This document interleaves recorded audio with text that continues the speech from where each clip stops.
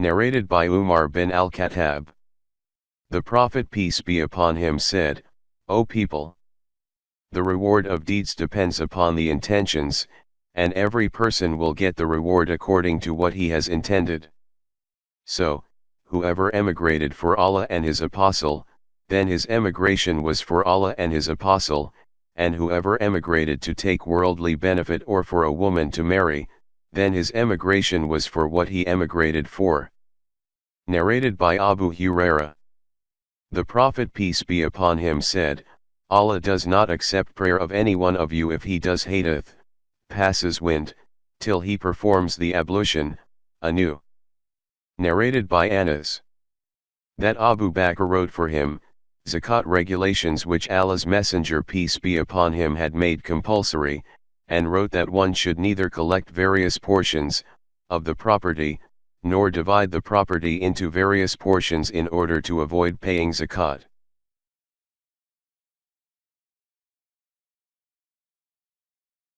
Narrated by Talha bin Ubaydullah. A Bedouin with unkempt hair came to Allah's Messenger peace be upon him and said, O Allah's Messenger peace be upon him! Tell me what Allah has enjoined on me as regards prayers. The Prophet peace be upon him said, You have to offer perfectly the 5 compulsory prayers in a day and a night, 24 hours, except if you want to perform some extra optional prayers. The Bedouin said, Tell me what Allah has enjoined on me as regards fasting. The Prophet peace be upon him said, You have to observe fast during the month of Ramadan except if you fast some extra optional fast. The Bedouin said, Tell me what Allah has enjoined on me as regards zakat.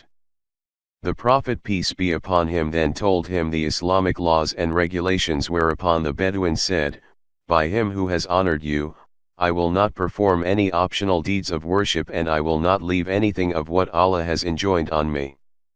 Allah's Messenger peace be upon him said, He will be successful if he has told the truth, or he will enter paradise if he said the truth. And some people said, The zakat for 120 camels is 2 hektas, and if the zakat payer slaughters the camels intentionally or gives them as a present or plays some other trick in order to avoid the zakat, then there is no harm in it for him. Narrated by Abu Hurairah.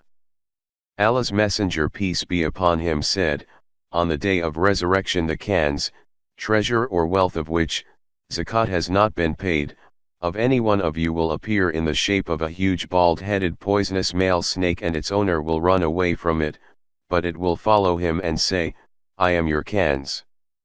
The Prophet peace be upon him added, By Allah, that snake will keep on following him until he stretches out his hand and let the snake swallow it. Allah's Messenger peace be upon him added, If the owner of camels does not pay their zakat, then, on the day of resurrection those camels will come to him and will strike his face with their hooves.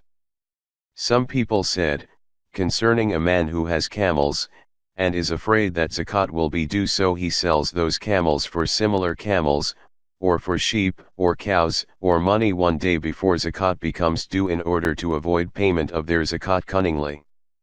He has not to pay anything.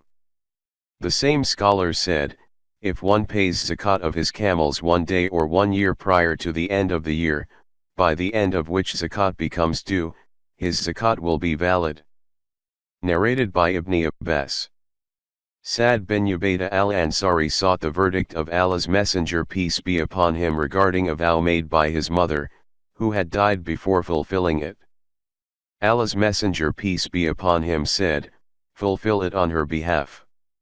Some people said, if the number of camels reaches 20, then their owner has to pay 4 sheep as zakat, and if their owner gives them as a gift or sells them in order to escape the payment of zakat cunningly before the completion of a year, then he is not to pay anything, and if he slaughters them and then dies, then no zakat is to be taken from his property. Narrated by Abdullah.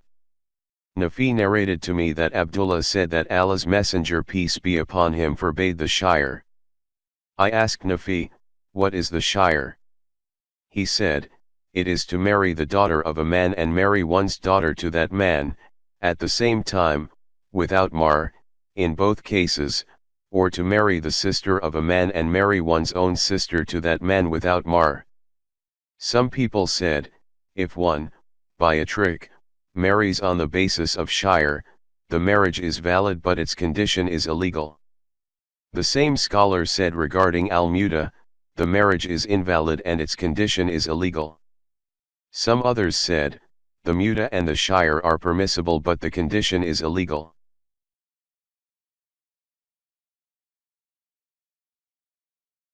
Narrated by Muhammad bin Ali.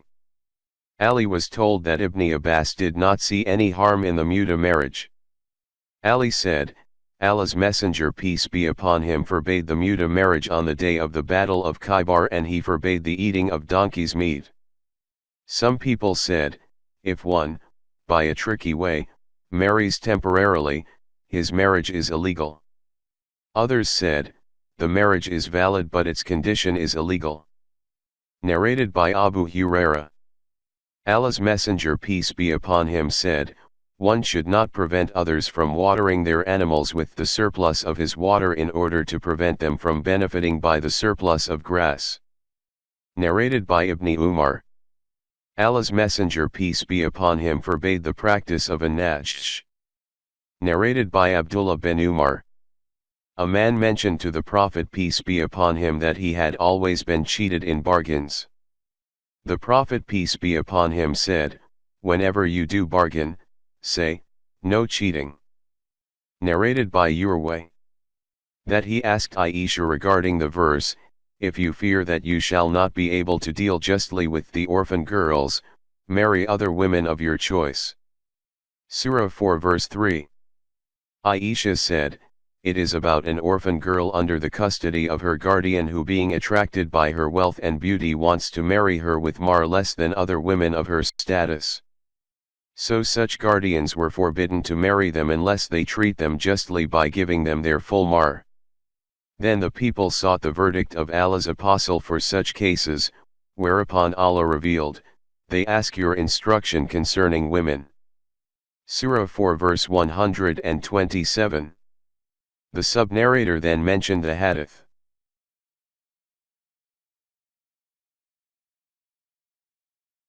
Narrated by Abdullah bin Umar. The Prophet peace be upon him said, for every betrayer there will be a flag by which he will be recognized on the day of resurrection. Narrated by Salama. The Prophet peace be upon him said, I am only a human being, and you people have disputes. Maybe someone amongst you can present his case in a more eloquent and convincing manner than the other, and I give my judgment in his favor according to what I hear. Beware. If ever I give, by error, somebody something of his brother's right, then he should not take it as I have only given him a piece of fire. Narrated by Abu Huraira. The Prophet peace be upon him said, a virgin should not be married till she is asked for her consent, and the matron should not be married till she is asked whether she agrees to marry or not. It was asked, O Allah's Apostle, how will she the virgin express her consent? He said, by keeping silent. Some people said that if a virgin is not asked for her consent and she is not married, and then a man, by playing a trick presents two false witnesses that he has married her with her consent and the judge confirms his marriage as a true one, and the husband knows that the witnesses were false ones, then there is no harm for him to consummate his marriage with her and the marriage is regarded as valid. Narrated by Al-Qasim. A woman from the offspring of Ja'far was afraid lest her guardian marry her, to somebody, against her will. So she sent for two elderly men from the Ansar, Abdurrahman and Mujami, the two sons of Jariya, and they said to her, don't be afraid, for Kansa bint Kadam was given by her father in marriage against her will. Then the Prophet peace be upon him cancelled that marriage. Narrated by Abu Huraira. Allah's Messenger peace be upon him said, a lady slave should not be given in marriage until she is consulted, and a virgin should not be given in marriage until her permission is granted. The people said, how will she express her permission? The Prophet peace be upon him said, by keeping silent, when asked her consent. Some people said, if a man, by playing a trick, presents two false witnesses before the judge to testify that he has married a matron with her consent and the judge confirms his marriage, and the husband is sure that he has never married her before, then such a marriage will be considered as a legal one and he may live with her as husband.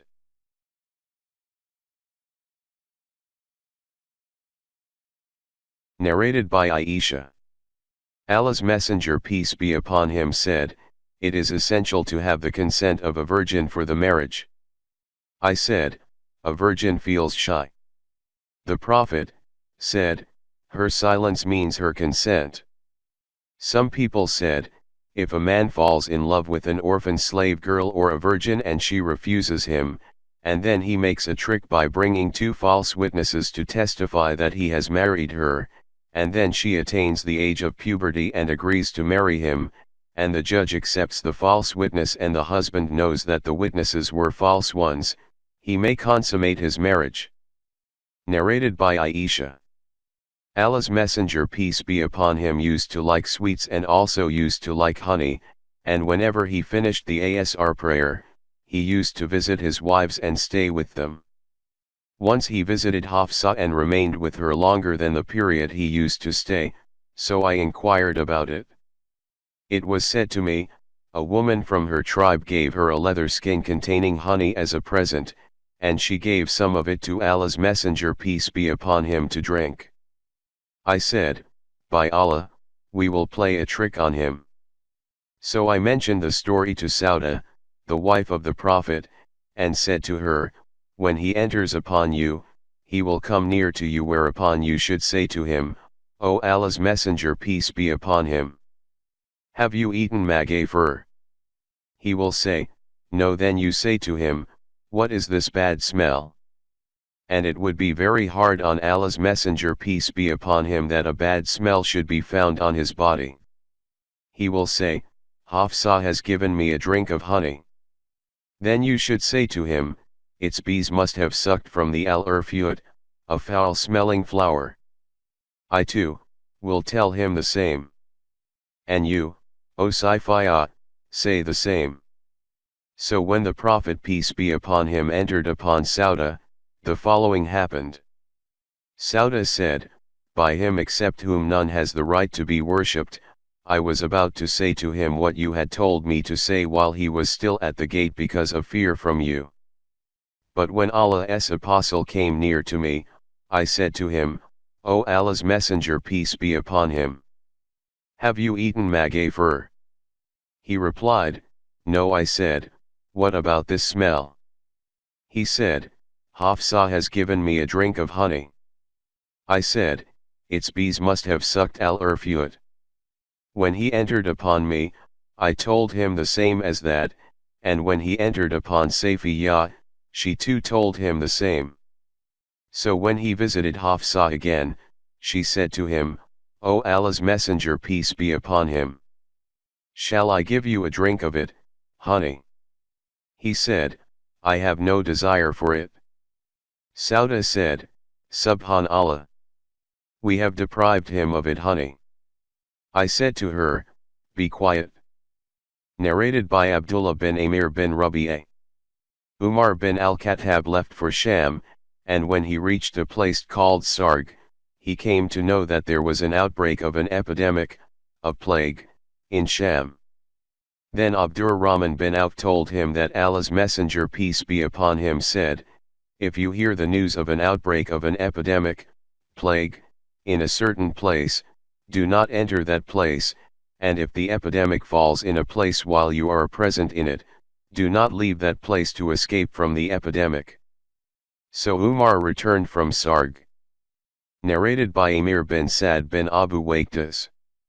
That he heard Usama bin Zayd speaking to Sa'd, saying, Allah's Messenger peace be upon him mentioned the plague and said, it is a means of punishment with which some nations were punished and some of it has remained, and it appears now and then. So whoever hears that there is an outbreak of plague in some land, he should not go to that land, and if the plague breaks out in the land where one is already present, one should not run away from that land, escaping from the plague. Narrated by Ibn Abbas. The Prophet peace be upon him said, the one who takes back his gift is like a dog swallowing its own vomit, and we, believers, should not act according to this bad example.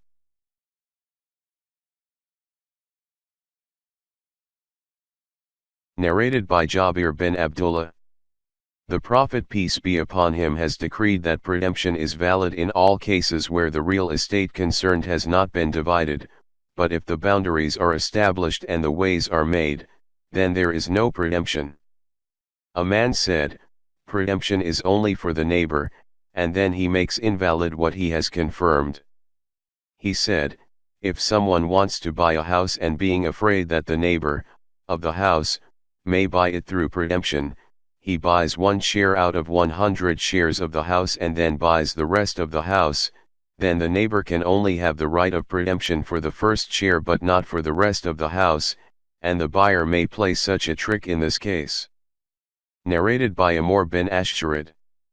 Al-Miswar bin Makrama came and put his hand on my shoulder and I accompanied him to Sa'd. Abu Rafi said to Al-Miswar, won't you order this, means Sa'd to buy my house which is in my yard. Sa'd said, I will not offer more than 400 in installments over a fixed period. Abu Rafi said, I was offered 500 cash but I refused. Had I not heard the Prophet peace be upon him saying, a neighbor is more entitled to receive the care of his neighbor, I would not have sold it to you. The narrator said, to Sufyan, Ma'mar did not say so. Sufyan said, but he did say so to me. Some people said, if someone wants to sell a house and deprived somebody of the right of preemption, he has the right to play a trick to render the preemption invalid. And that is by giving the house to the buyer as a present and marking its boundaries and giving it to him. The buyer then gives the seller 1,000 dirham as compensation, in which case the preemptor loses his right of preemption. Narrated by Amr bin Ash'arid. Abu Rafi said that Sa'd offered him 400 mithqal of gold for a house. Abu Rafi said, if I had not heard Allah's Messenger peace be upon him saying, a neighbor has more right to be taken care of by his neighbor, then I would not have given it to you. Some people said, if one has bought a portion of a house and wants to cancel the right of preemption, he may give it as a present to his little son and he will not be obliged to take an oath. Narrated by Abu Humayd as-Sidi. Allah's Messenger peace be upon him appointed a man called Ibn al-Lutabiyya to collect the zakat from Bani Sulaim's tribe. When he returned, the Prophet peace be upon him called him to account. He said, to the Prophet, this is your money, and this has been given to me as a gift. On that, Allah's Messenger peace be upon him said, why didn't you stay in your father's and mother's house to see whether you will be given gifts or not if you are telling the truth? Then the Prophet peace be upon him addressed us, and after praising and glorifying Allah, he said, Amabadu, I employ a man from among you to manage some affair of what Allah has put under my custody, and then he comes to me and says, this is your money and this has been given to me as a gift. Why didn't he stay in his father's and mother's home to see whether he will be given gifts or not? By Allah, not any one of you takes a thing unlawfully, but he will meet Allah on the day of resurrection, carrying that thing. I do not want to see any of you carrying a grunting camel or a mooing cow or a bleating sheep on meeting Allah.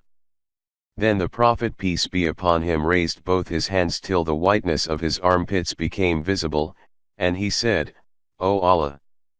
Haven't I have conveyed your message? The narrator added, my eyes witnessed and my ears heard that hadith. Narrated by Abu Rafi. The Prophet peace be upon him said, the neighbor has more right to be taken care of by his neighbor, than anyone else. Some men said, if one wants to buy a house for 20,000 dirhams, then there is no harm to play a trick to deprive somebody of preemption by buying it, just on paper, with 20,000 dirhams but paying to the seller only 9,999 dirhams in cash, and then agree with the seller to pay only 1 dinar in cash for the rest of the price, means 10,001 dirhams.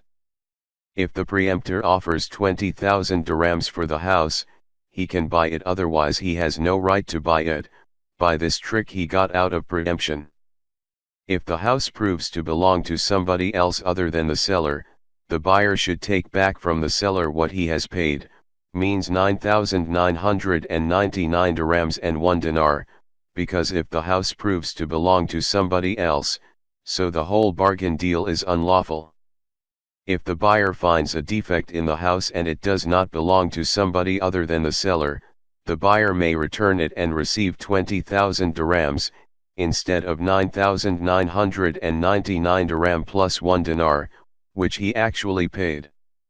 Abu Abdullah said, so that man allows, some people, the playing of tricks amongst the Muslims, although, the Prophet peace be upon him said, in dealing with Muslims one should not sell them sick animals, or bad things or stolen things.